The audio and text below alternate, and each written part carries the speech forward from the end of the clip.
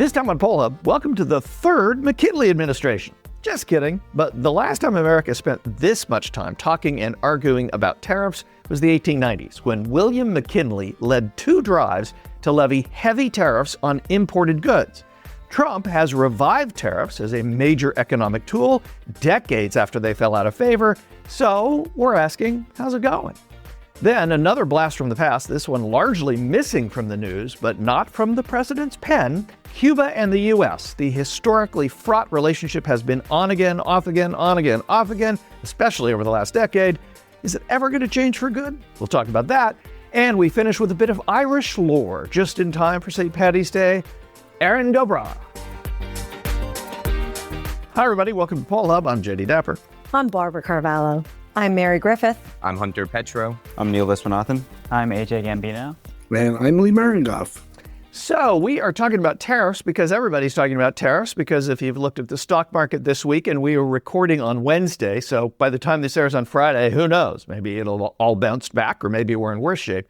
But if you've looked at the stock market this week and you've read any of the headlines or seen any of the reporting on the economy, tariffs are kind of the major driver, apparently, of what's going on in the economy right now. And part of that, and I think it's important to differentiate here, part of it is not the tariffs per se, it's the on-again, off-again nature of Donald Trump imposing them one day and taking them off the next day and then putting them back or threatening to.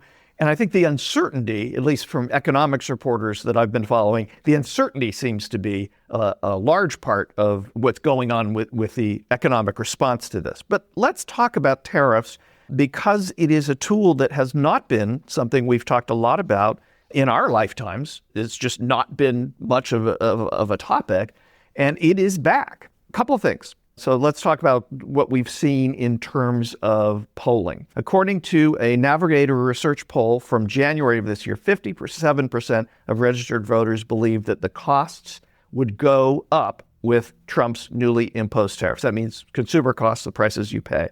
Less than a month later, this was in an Elon University poll in February, 80% said they believed that costs would go up because of these newly imposed tariffs. Now, there is a stark partisan divide here. Yes, there is with almost everything. And that divide is on the impact of tariffs, what people believe. 93% of Democrats believe tariffs will make prices go up. 69% of Republicans believe that. I do want to point out here, though, Lee, and I think this is important, that's 2/3 of Republicans think that prices are going to go up because of Donald Trump's tariffs. So there are some more numbers we can talk about here, but let's talk first politically. All of these tariffs and all of this uncertainty, is this an unforced error, or is this just Trump being Trump? Look, I think this is part of a plan, because it seems that, the project proposals that he's been following pretty much by script.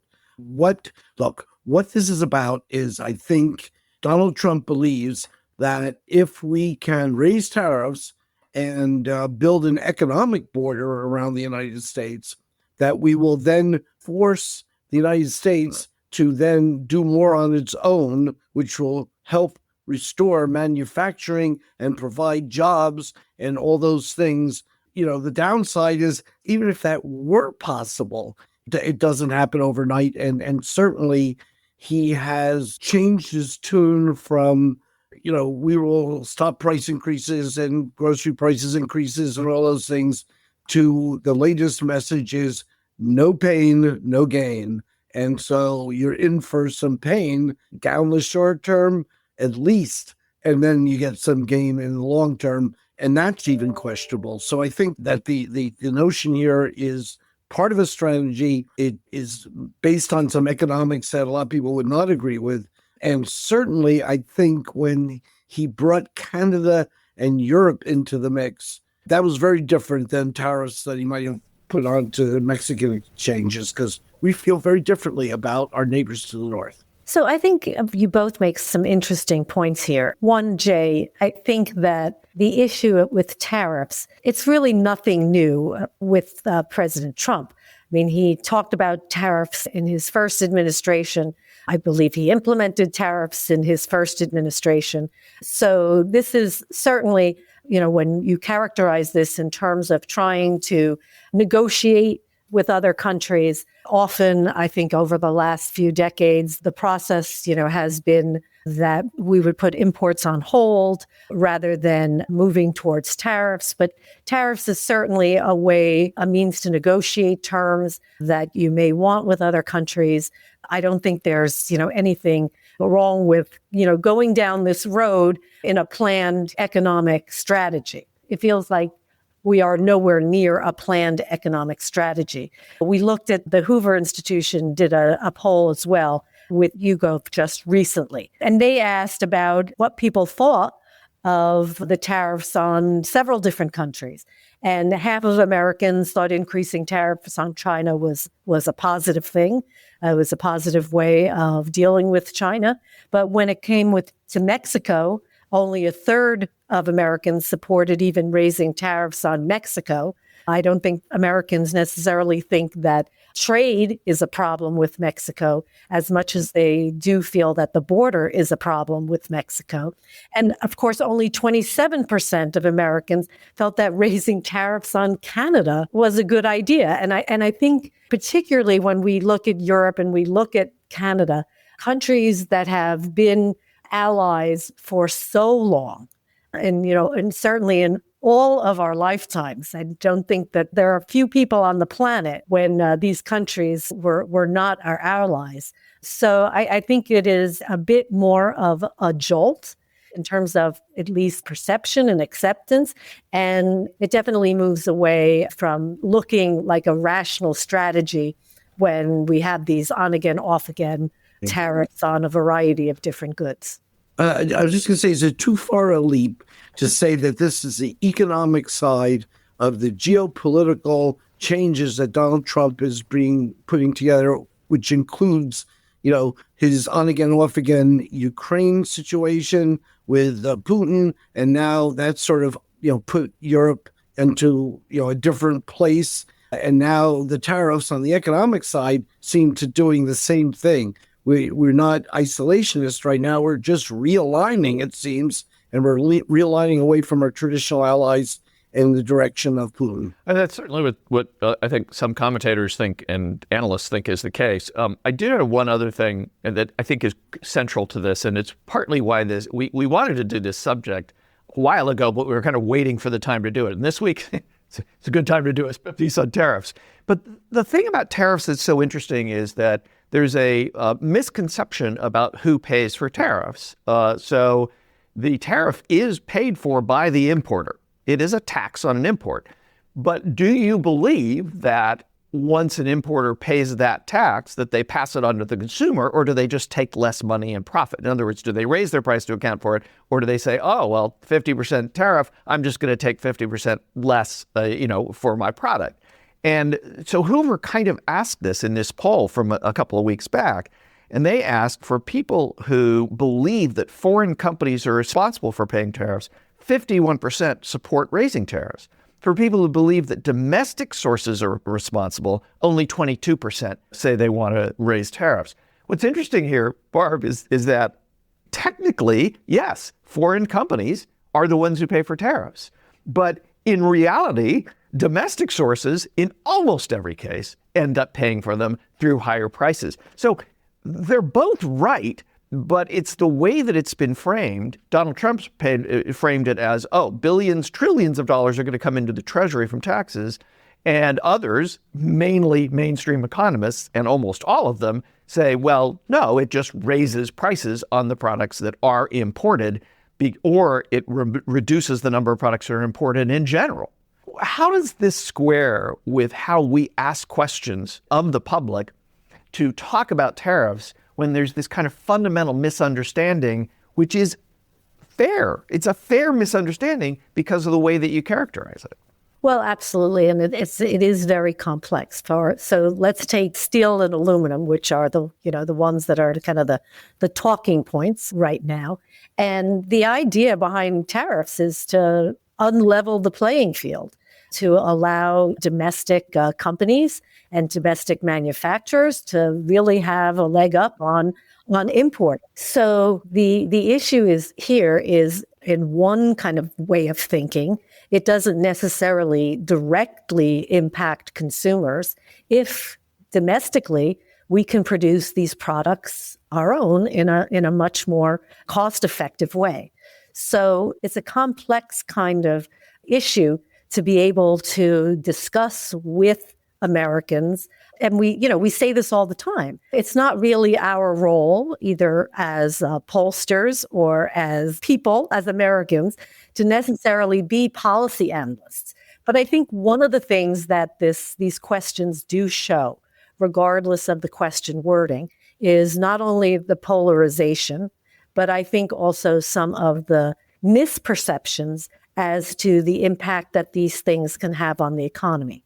Now, this doesn't mean that Americans are wrong. What it does mean is that we're not getting a consistent message from the White House. We are not getting a consistent message about what the economic strategy is from this administration. And I think in that sense, it's incredibly informative. But Jay, you definitely point out an important fact that it's very hard to be able to put in even one or two questions the nuances that are involved in the discussion of tariffs and whether the public is for them or against them, because I don't think it's that kind of a black and white issue either. But Lee, as a political issue, if prices go up, and we do have new inflation numbers out as we record this just a few hours ago, that actually inflation has crept down a little bit, but the tariffs haven't gone into effect yet.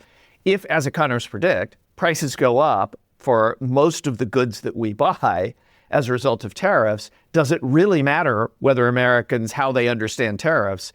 Politically, does it really matter, or does it end up being something that is just not helpful to the people who put tariffs in place? In this case, are Republicans or the Trump administration. And look, Donald Trump would not have gotten a key to the White House for a second term had prices and the cost of food in the supermarket, et cetera, had gone up. If they were not going up, Donald Trump was not probably going to win the election because that was sort of his running room. The economy's stupid. I'm not calling you stupid. Yep. Yeah. And but if it's in the short run, middle run, or long run, I mean, he would be hard pressed in 4 years to have a Republican face the presidential electorate or in the midterms more immediately if the prices of food and et cetera have risen, whether it's from the tariffs or any other reason. But you cannot blame Joe Biden legitimately because Donald Trump has been so aggressive in establishing these new policies. They have to be, in the public's mind, ultimately identified with him and what this current administration is. Two things, though, Lee. One is that I think his supporters are still giving him the benefit of the doubt. And I think he, for all intents and purposes, is still in a honeymoon phase. I mean, we really haven't seen dramatic changes in his approval rating up until this point.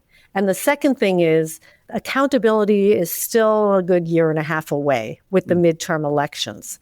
So I think, tariffs can be considered, a viable strategy, but I think that there's a lot of kind of honing up that needs to be done in terms of presenting this as a viable strategy in the long term. No gain without pain sort of is reminiscent of stay the course from a much earlier era.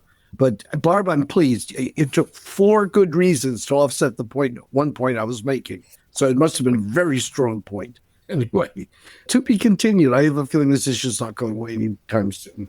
Well, a great deal of attention has been given lately to the United States' relationship with the likes of Canada, Mexico, China, and European nations. But what about Cuba? 63 years ago, President John F. Kennedy imposed a trade embargo on the nation. And since then, there have been chills and thaws, but never a normalization of relations. So where does public opinion stand on the issue? Hunter? Yeah, it's very interesting. As we know, at the end of his term, President Biden lifted the U.S. designation of Cuba as a state sponsor of terrorism. And right before the end of the month, President Trump, once he took his term, he rescinded that order. So Data for Progress asked U.S. likely voters in November of 2024 how they felt about that change of designation. 38% opposed changing the designation of Cuba as a state sponsor of terrorism. 36% supported it, and 27% of U.S. adults were unsure. That same poll asked about some other US-Cuba ties, and they found that 58% of the US likely voters supported restoring diplomatic ties with Cuba, 53% supported lifting travel restrictions, and 49% supported providing food and fuel aid to citizens there. Real question is, how do Americans feel about Cuba in general? Gallup has polled Americans on their feelings towards Cuba since 1996.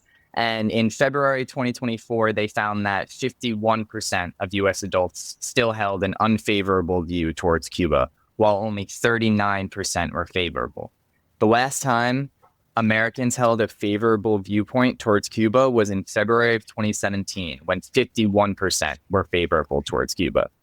In fact, the only time period in which Americans held a favorable view was during the Obama-era Cuban thaw in 2015 and 2016, where approval peaked at 54% in February 2016. So just sort of jumping in, since the revolution, U.S. and Cuban relations have been fraught, to say the least. The only real thaw was in 2015, 2016. I'm wondering if there's any reason to believe that another thaw is around the corner. And I'm going to be bringing in Dr. Sergio Pinto-Handler, Marist University Assistant Professor of History and Latin American Studies, to help us sort of expand on this topic a little more. Thank you for joining us today, Dr. Pinto-Handler. Yes, thank you for having me, Hunter, and everybody else. So if the question is, does it seem like there's going to be a thaw in U.S.-Cuban relations? Well, I would say that the numbers that you just read to us, I think, suggest that that's not happening right now, and it's probably not going to happen anytime soon. I'd be interested to know sort of a little bit more, and we might not have the answer for this right now, but it'd be interesting to sort of think about how that approval versus disapproval works across different demographics. Because one of the things that we've seen in the United States in the last couple of years is the sort of increasing influence of Venezuelan migrants to the United States and shaping perceptions of what's happening in Latin America. And we're talking about a demographic that, for very obvious reasons, is virulently anti-socialist and very much opposed to the Castro regime, such as it is now, very much opposed to the revolutionary government in Cuba, which was working hand in hand with Chavez's Venezuela. And so within the Latino community in the United States, you're definitely seeing more and more disapproval of Cuba as the Venezuelan population grows in the United States. And so I think that's driving a sort of the greater disapproval of the Cuban state that we're seeing there. And it's interesting that, public opinion sort of followed policy that you had during the Obama years. Because you had that thaw in relations, you see greater approval than you see now. And so that's actually a sign of hope. So I think there's countervailing forces there. I think on the one hand, because of the failure of the Venezuelan state in particular, which is closely tied with Cuba, you're seeing greater sort of skepticism about, or greater disapproval, I should say, of the Cuban state. And I think it's also important that whoever is in office seems to be driving not only policy, but public opinion as well. Yeah. I'm old enough to remember the Cuban Missile Crisis in the Bay of Pigs. Let's say I was rather young, but I certainly recall that we came to, during 1962 in October, to the brink of a nuclear war with Russia, then Soviet Union. It's been a lot of generations and a lot of years past.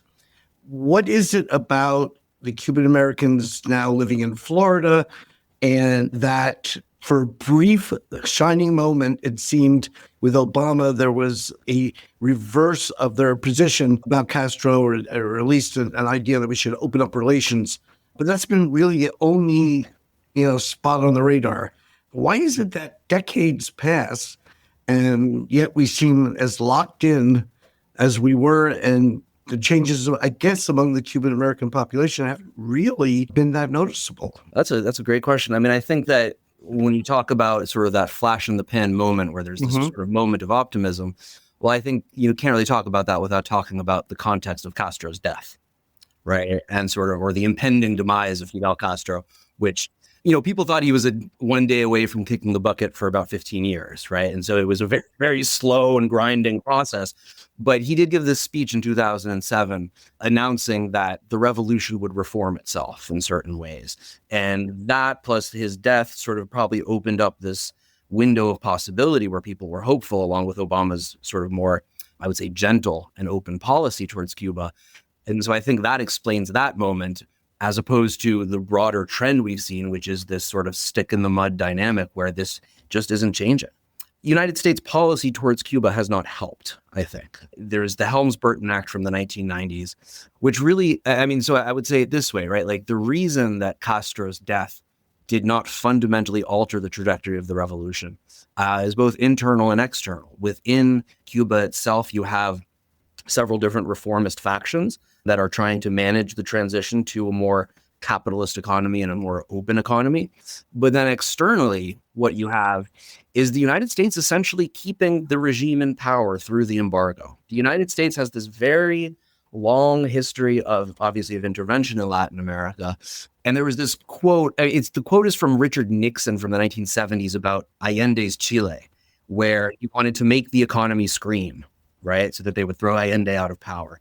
And the United States has had a very, very similar policy towards Cuba since the 1960s. The policy on the embargo, which was only intensified by the Helms-Burton in the 1990s, was aimed at essentially starving the Cuban population so they would overthrow Castro. And that hasn't worked at all. What it's done is enable the regime to point to the embargo in the United States as the source of all of its problems and sort of rally Cuban people behind the regime and keep them in power. So nothing's really changing in the sense that the United States wants it to change within Cuba. And so Castro was able to sort of pass on and pass the baton to his brother / a newer generation of revolutionary leadership. We're not really going anywhere, so that's the answer here. You mentioned the impact of the United States on Cuba's economy, but what role does the lack of support or the decreasing support from Russia and Venezuela play in the Cuban economy? Yeah, it's enormous. I mean, the two big issues are electricity and food. So electricity, under the Helms-Burton Act, Cuba was prohibited from completing a nuclear power plant. So Cuban electricity is entirely reliant upon oil from Venezuela, and that has very much sort of dried up in many ways. And so there's rolling blackouts every day in Cuba, 1 hour of no electricity for every house. Something like on the sort of dimension of people being able to feed themselves, something in the neighborhood of 90% of Cubans this past year skipped one meal. Right. So there's an enormous problem there with both food and electricity.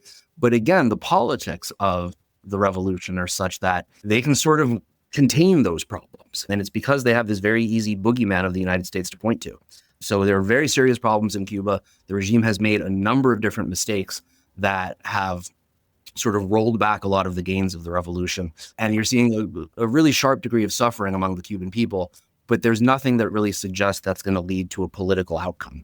Along those lines, I mean, not to put you into Donald Trump's thinking, but, it seems like friends are now foes and foes are now friends. So, obviously the relations with Putin, very different than decades ago with them. And yet places like Canada are now, under the gun in terms of, strained relations. But Cuba was a foe and stays a foe. What is it about Cuba that we're not seeing a similar thought, let's say, that we are with Putin, which one would think is a harder nut to crack? Right. So thank you for not intentionally putting me in Donald Trump's head, but I think that is where I'm ending up.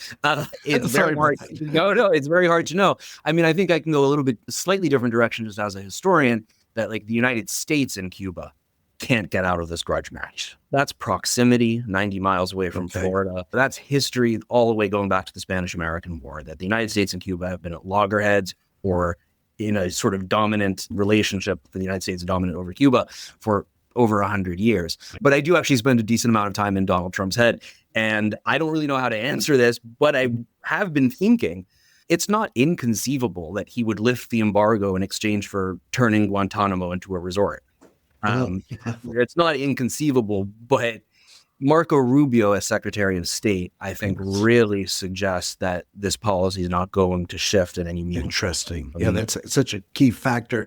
I was going to ask you about Guantanamo because that, for students who aren't aware of what that's all about, it does seem to be an oddity that, we do have more than a toehold on the island. What is the historical background there, or is there any movement aside from the possibility of a golf course, which probably the wind would make hard, but I'm just guessing. Right. So the history there is fascinating. It's actually a very nuanced history. Before, basically until the revolution, the United States had an army base there since early in the 20th century. And there's actually a very fascinating history of relationships between the local population of Guantanamo, because it's larger than just the military base. There's a whole sort of region there. And there's a very fascinating history of Cuban workers sort of helping sustain that base for a very long time until the revolution. And then since the revolution, it's just been this one sort of chunk of Cuba that the United States still controls as part of its military sort of apparatus. And so just to quickly tell the very, in some sense, shameful history of it, this then became a site that the Bush-Cheney administration was able to use in the early 21st century, back after 9/11, as a place to house prisoners who had been swept up in the war on terror, some of whom were very much some bad dudes, but this was a place where they were able to be held, where they weren't subject to U.S. law. And so they were able to be interrogated in some very extreme ways. Mm-hmm. And now Trump's talking about utilizing it as a migrant camp, but it looks like they might be stepping back on that. So this is this sort of chunk of American empire that persists on the southern edge of Cuba, and it's still there. And the United States is used in all sorts of different ways. So the history is really still water because we're geographically close but diplomatically far. And exactly. It's that sort of the story of the time. I mean, it's really since the revolution, which is now many decades old. Interesting. And there's no real sign that anything is going to shift. I mean, Biden, with the state sponsor of terror, him retracting that or him sort of softening that, and Trump coming in and putting us right back. So, that's where we are. Yeah, there's travel though, right? I mean, there's from...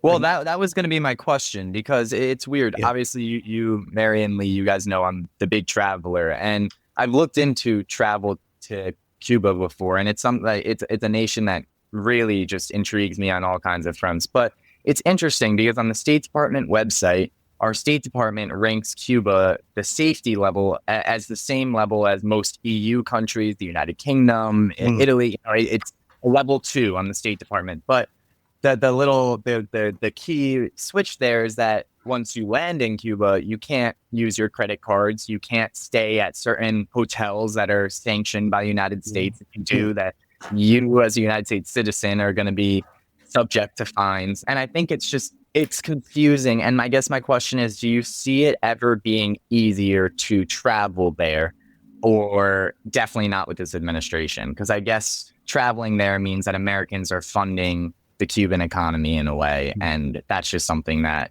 over these last 63 years and however many administrations, it's something that Democrats and Republicans have agreed upon. We're not going to fund the Cuban economy. So is that something that we won't see change again, Yeah, that is a great question. I mean, it's easier to travel now than it was when I first started getting interested in traveling to Cuba, right? So there has been some important relaxation, and it would be nice if that were to continue. But again, with Rubio as Secretary of State, there's not a lot of sort of hope for that. From the Cuban perspective, Cuba has gone through this shift. So this relates back to sort of the drying up of Russia as a patron and then Venezuela as a patron. The basic story is over the last quarter century and a little bit, basically over the last quarter century, that Cuba has really shifted towards a tourism model. And so they want U.S. dollars there. That gets to a whole question about what the sort of revolution accomplished, and does opening up to tourism sort of undermine all of that? And it does in many important ways. But that's something that Cuba definitely wants. It's just a question of the United States and different administrations and to what extent they'll enable that. Real quickly, though, because you talked about dollars flooding into Cuba, another important thing to watch out for here is, will remittances become more difficult from Cuban Americans living in the United States sending money to Cuba? That accounts for something in the neighborhood of 15 to 20% of the Cuban economy. So it's a significant chunk. And so to what extent will that be allowed to continue is sort of the other side of that question. Well, Dr. Sergio Pinto-Handler, Marist University Assistant Professor of History and Latin American Studies, thank you so much for joining us today. Really appreciated the conversation. My pleasure. Thank you for having me. Okay, so it is a fun time after some very high comedy light topics that we've just gone through on this podcast. That was sarcasm. This one, yes. This goes back to 2007, which was asked by the Associated Press and Ipsos Public Affairs poll, which dealt with all kinds of superstitions, ghosts, Halloween, etc. This question, however, is much more appropriate given the time that we now are facing the St. Patrick's Day parade. We're right around the corner, and the question is, are you superstitious about finding a four-leaf clover. And the answer was 40% of those who have some superstitions about things, 40% say yes, 60% say no. Four-leaf clover loses, but not, by an enormous amount. There's a lot of people out there who have that superstition. I will take myself out of this immediately by saying I wouldn't spot a four-leaf clover unless I was very careful. I probably would think it was poison ivy. I think poison ivy has three. Doesn't poison ivy have three leaves? Isn't that the... I don't know. Okay. See, that's the problem that I would have. I think yes, but I would have to really slow down. So suffice to say, you're not a botany expert, I think, is what we're saying. No, by any means. But it is good that my comments silenced all five of you. So we'll go around. Well, so it's interesting to ask about a four-leaf clover as superstition. I always think of superstitions being different than like a lucky penny or finding something on the sidewalk. Superstition didn't really enter. I wouldn't think of this as superstitious. And no, I don't. I don't know that I've ever found. I think I found a four-leaf clover. I don't know. I'm not Irish, so it's not part of my lore. I'm not really sure it's part of Irish lore as much as, leprechauns and stuff too are all kind of somewhat created, right, as a Irish lore. I don't know. I don't think that I find it particularly. I'm not superstitious. I'd be in the know. I'm not superstitious or feeling lucky about finding a four-leaf clover. No, not me. All right, let's keep going around the horn here. Barb, what do you got? Well, see, I don't generally think of myself as a superstitious person. So, for instance, the other items in this battery, would have been very clearly no for me. However, having found actually quite a few four-leaf clovers. And then fed them to your horses, probably, right? Exactly. That's exactly right. It was at a farm. It was at a farm where I used to go riding, and I think they must have planted them on purpose.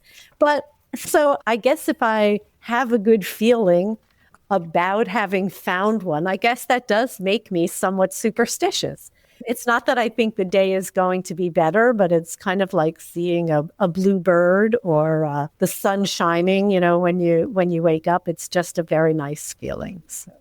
All right, I'm going to go to the students at this point and have Mary get the last word. So, since she's the only person who represents the Irish here in any way, shape, or form. So, yeah. We'll have that. We'll clarify that too in a second. Neil, why don't you give us a sense of an intergenerational look at this? I'm in the complete opposite boat of Barb. I've never found a four-leaf clover, so I'm hoping. So I don't really consider the luck part of that, because that would mean I'm extremely unlucky. Because I remember, like in elementary school, when we all used to play outside and stuff, everyone would look for them. And some people would find like 5 of them in a day, and I never found one, not a single one. So I hope there's no truth to the luck of that. Well, so far there's not, because you're having a great life. So far, there's no truth. Yeah, I think, yeah. AJ, what do you think? Yeah, I also have never found one, but if I did, I would take it as a sign, I think, just because of the fact that I've never found one. So if I did find one, I would assume that it's because I'm lucky. So I would say I am superstitious about it. Yeah, so it would make you feel good, Well, just Mary, like it does. I will to note me. before you go to Mary that AJ's the only one wearing green. Now, it isn't St. Patrick's Day as we record this, but still, there's a little bit of serendipity there, AJ, in that you're wearing green for this segment, and you didn't even know we were doing it. Well, Mary, if you have a yes on this, you guys are very close to 40%. Well, first of all, I'm not Irish, but my husband is a smidge Irish, which makes my children have even a smaller smidge in them. So I guess that does represent the Irish. You're Irish adjacent, closer than the rest of us. Yeah, exactly. I would not say that I'm superstitious about it. I'm in the J camp. I don't think of finding a four-leaf clover as being superstitious. There are other things that fall well within that category, and I don't really think of myself as being like Barb, a superstitious person. However, I will say that if I were to find a four-leaf clover, it would be a pleasant surprise. When I was a kid, my great aunt and uncle had a rather large yard, which had lots of clovers. And I would spend a lot of time looking for a four-leaf clover, never found one. And I'm sure my parents were quite happy that it kept me occupied during the summer days, looking for four-leaf clovers. I was just about to say, do you think this is just something that has been spread to keep children busy? Sounds that way. Give it a try on your boys and see how it works. Send them out looking for four-leaf clover in the park and see, We'll see you the busy for a next while. day. Or Yeah. so. There would have to be a financial incentive involved in that for them to do that. So. Well, Well, okay. Well, four-leaf clover not carrying too much attention here. Now, if you saw a five-leaf clover, that might be different, but not the case. Okay, catch up with you all next week, and we'll see what's happening in the world of polls. and happy Happy St. Patrick's Day. That'll do it for Poll Hut this week. Poll Hub is produced by the Marist Poll at Marist University in Poughkeepsie, New York. Mary Griffith is our executive producer. Casey Schaff is our production supervisor. The Poll Hub team includes Neil Viswanathan, Hunter Petro, and AJ Gambino. If you enjoy Poll Hub, please consider leaving a review. Positive reviews help other listeners like you find us. If you'd like to learn more about polling and survey science, check out the Marist Poll Academy, our free online learning portal. If you have questions for us, tweet them at us at Marist Poll. Remember, you can always tell your smart speaker to play Poll Hub. And with any luck, it'll cooperate. Finally, wherever you listen to Poll Hub, there is a subscribe button. Click it, and the latest episode will be ready for you in your podcasting app as soon as it's released. We'll see you next time.